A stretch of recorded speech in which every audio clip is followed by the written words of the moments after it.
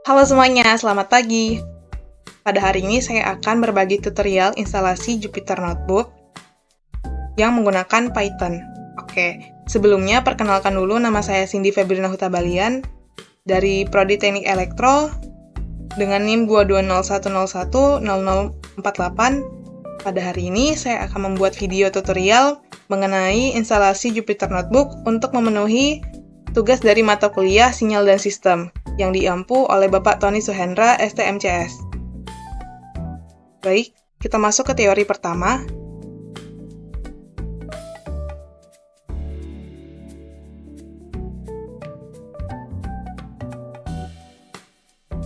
Nah, apa sih Jupyter Notebook itu? Jupyter Notebook itu sebuah aplikasi web yang bersifat open source, yang artinya bisa diakses oleh siapa saja. Yang membuat penggunanya itu dapat membuat dan berbagi dokumen yang mengandung kode-kode baris interaktif atau teks naratif, visualisasi, dan komponen multimedia lainnya. Nah, dokumen yang dimaksud ini tuh dapat berupa sebuah kode yang bisa kita langsung eksekusi dan membuat pengguna melakukan banyak hal sekaligus seperti mengeksplorasi data, menganalisis data, pemodelan matematika, pembelajaran mesin, dan banyak lagi. Oke, sebelum kita memulai instalasi Jupyter Notebook itu, teman-teman di sini harus punya yang namanya aplikasi Python. Oke.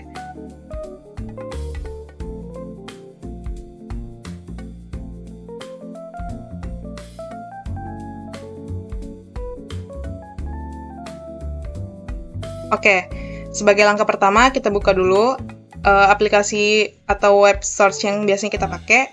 Di sini saya pakai Google. Nah, di sini kita cari aja python.org.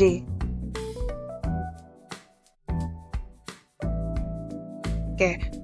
Setelah dapat tampilan seperti ini, teman-teman bisa lihat di sini. Di sini kita bisa langsung ke download. Nah, untuk versi sekarang, Python-nya itu adalah 3.12.2.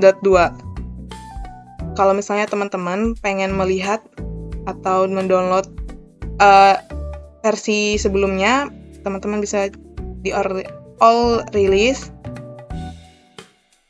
Terus nanti dia bakalan ngasih versi sebelumnya. Nah, untuk Python ini sendiri bisa disesuaikan dengan laptop apa atau PC apa yang Anda pakai. Misalnya Anda pakai Windows, maka pakai yang for Windows. Nah, sebelumnya itu karena saya udah pernah download aplikasi Python ini sendiri, kita bisa langsung ke tahap atau ke step selanjutnya. Coba cari CMD pada Windows Search CMD. Setelah itu akan ada tampilan seperti ini, di mana kita lihat di sini ada C user, yang artinya adalah folder kita itu tersimpan pada folder C user atau folder C pada laptop atau PC kita. Nah, di sini kita bisa coba langsung cek pip install Jupyter. Oke. Nah, kalau udah mulai terdapat tampilan-tampilan seperti ini, maka proses instalasi Jupyter-nya sedang berlangsung ya.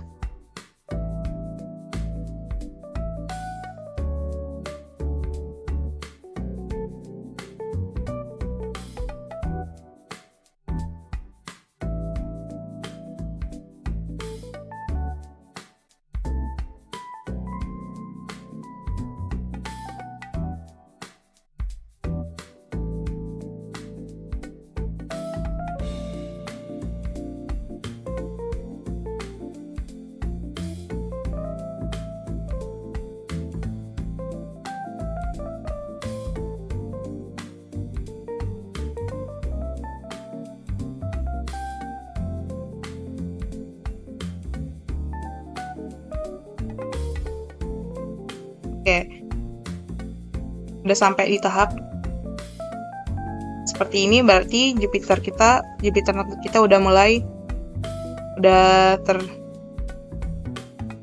download.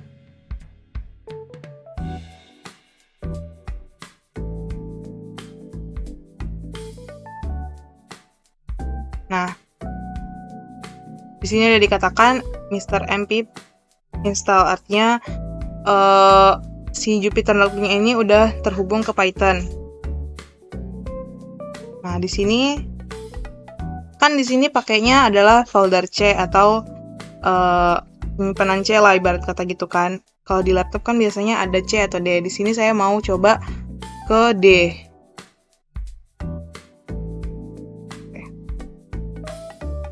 Soalnya nih D.2 terus enter. Nah, nanti dia akan jadi seperti ini tampilannya.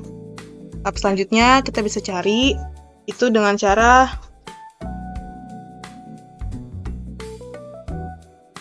kita ketik Python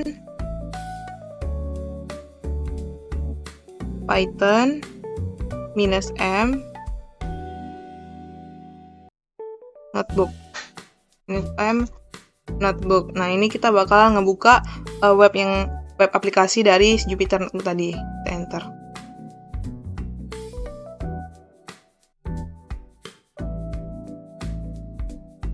Ini kita bisa coba pakai Google Chrome.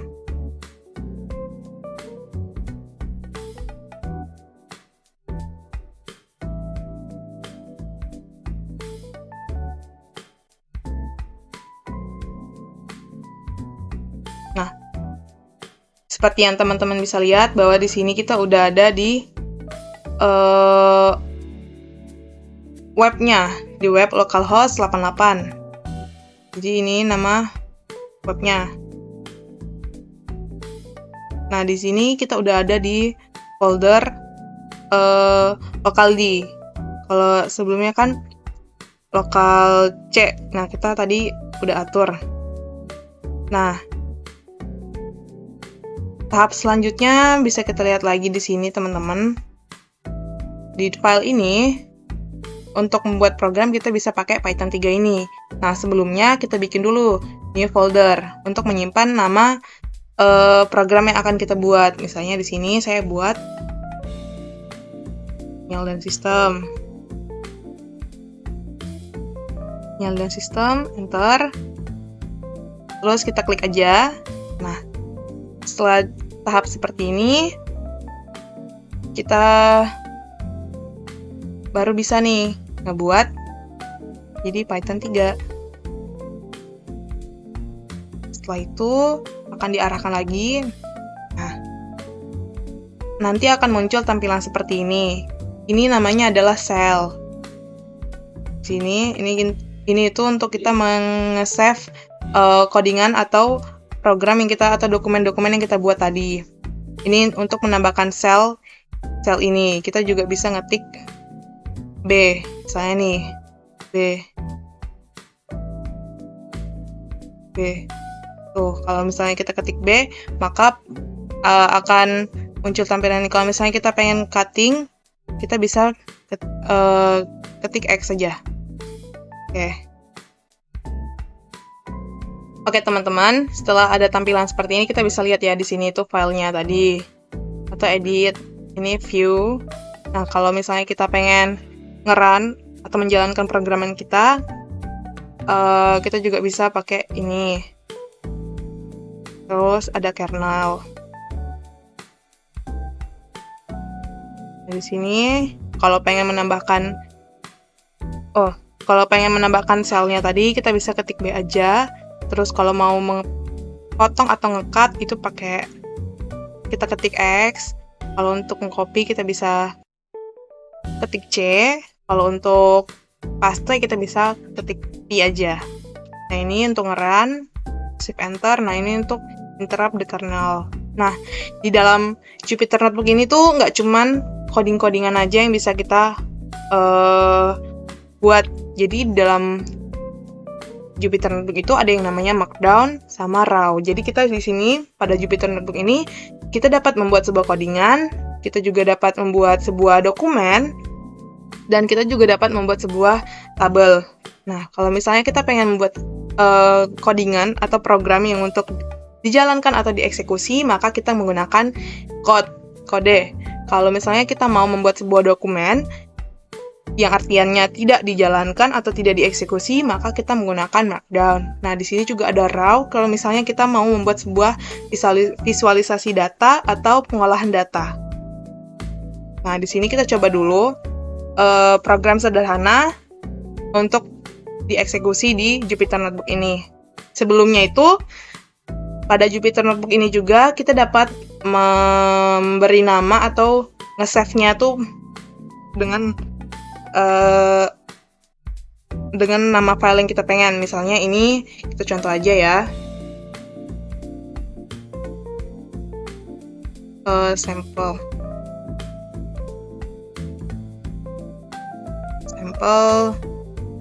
Jupyter Notebook. Terus kita rename. Nah, sebelumnya itu pada Jupyter Notebook ini nama filenya itu adalah IPYNB.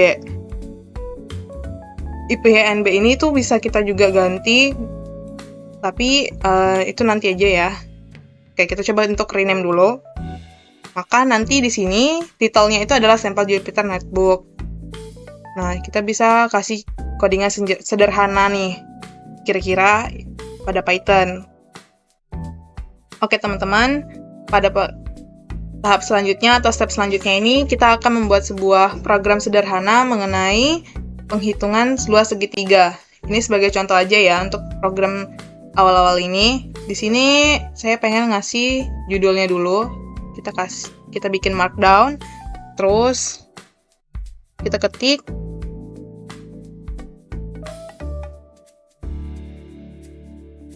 menghitung luas segitiga. Setelah itu kita run. Oke, jadi yang perlu teman-teman ketahui ya, di dalam penghitungan luas segitiga itu sama dengan luas sama dengan 1/2 kali alas kali tinggi. Nah, 1/2 itu bisa kita kecilkan lagi jumlahnya dengan 0,5. Jadi di sini kita buat dahulu variabelnya. Yang pertama itu alasnya. Alasnya kita mau ngasih nilai berapa? Misalnya di sini kita contohkan aja alasnya itu 15. Nah, terus variabel kedua itu adalah tinggi. Misalnya tinggi sama dengan kita kasih tingginya itu 20. Ini sebagai contoh aja ya teman-teman. Lalu kita langsung masukkan. Ntar lagi luas sama dengan 0,5. Nah, kalau dalam program seperti ini 0,5 itu dituliskan 0,5 ya teman-teman. Lalu dikali itu menggunakan bintang. Dikali alas dikali tinggi. Nah, untuk mencetak hasilnya atau mengeluarkan hasilnya, kita juga dapat menggunakan print. Contoh ya, ini sama halnya dengan menggunakan Python atau bahasa C pada Arduino. Ini juga menggunakan print kan. Jadi kita bikin print di dalamnya luas. Oke. Udah seperti ini. Tahap selanjutnya apa? Tahap selanjutnya kita bisa juga menambahkan sebuah string. Misalnya saya pengen nih print dalam kurung, kita bikin lagi luas jadi 3 adalah titik 2 terus ini. Nah, di sini kita tambahin salah. Ini luas. Tutup kurung. Kayaknya seperti ini deh. Nah, kita coba dulu ya. Kita run. Nah, hasilnya seperti ini. Jadi kan 15 kali 20 itu sekitar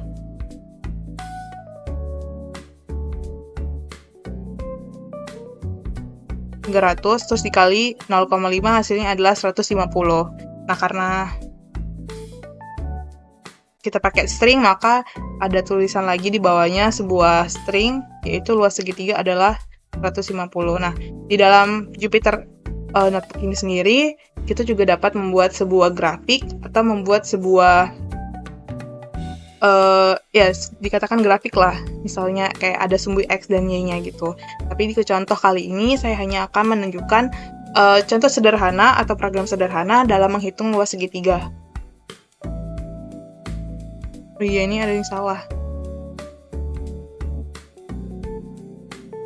Coba cut. Nah, kalau misalnya nih, tadi kan salah ya, gimana caranya?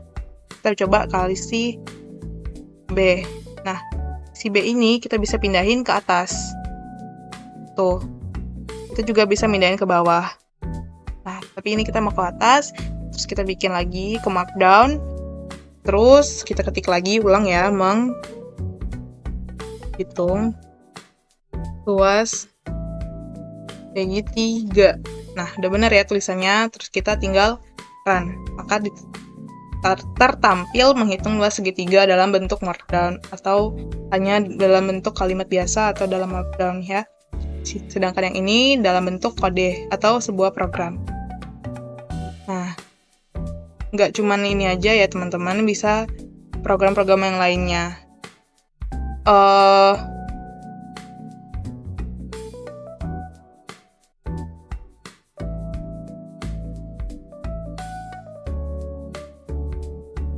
Mungkin sekian dulu dari saya mengenai video tutorial instalasi Jupyter Notebook ini.